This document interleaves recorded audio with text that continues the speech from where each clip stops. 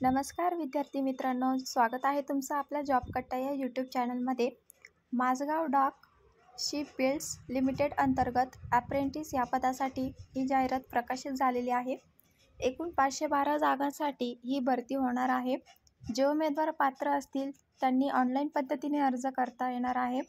यासाठी शेवटची तारीख 2 जुलै 2024 असणार आहे। या तारखेपर्यंत तुम्हाला ऑनलाईन पद्धतीने अर्ज करायचा आहे।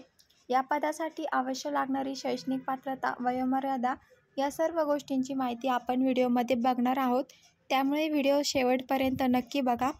आणि अजूनही तुम्ही आपल्या चॅनलला सबस्क्राईब केलं नसेल तर लवकरात लवकर जाऊन चॅनलला सबस्क्राईब करा। चला तर मग कुठलाही वेळ वाया न घालवता आजच्या भरतीच्या या व्हिडिओला सुरुवात करूया। यामध्ये पदाचे नाव आहे apprentice.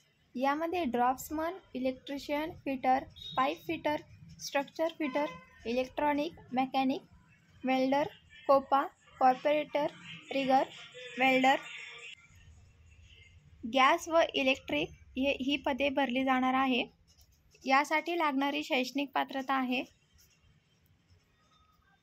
ड्रॉप्समन, electrician, fitter, pipe fitter, structure fitter, electronic, mechanic, welder, COPA आणि कॉर्पोरेटर या पदासाठी तुम्हाला मान्यताप्राप्त बोर्डातून, संस्थेतून 10वी पास व संबंधित ट्रेडमधून ITI पास लागणार आहे।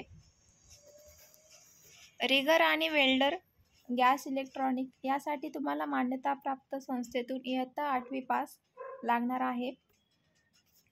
ऑनलाईन पद्धतीने अर्ज करायचा आहे। यासाठी वेतन श्रेणी ही नियमानुसार राहणार आहे। अर्ज फीस तुम्हाला 100 रुपये असणार आहे। नोकरी स्थान तुम्हाला मुंबई, महाराष्ट्र असणार आहे। अर्ज सुरू होण्याची तारीख ही 12 जून 2024 आहे। या तारखेपासून अर्ज प्रक्रियेला सुरुवात झालेली आहे।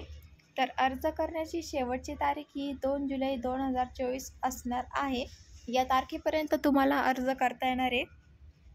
अशा प्रकारे 512 या जागांसाठी माझगाव डाक विभागाअंतर्गत ही भरती होत आहे।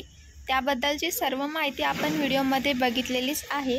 त्यामुळे तुमचे जे काही प्रश्न असतील ते तुम्ही कमेंटद्वारे नक्की विचारू शकता।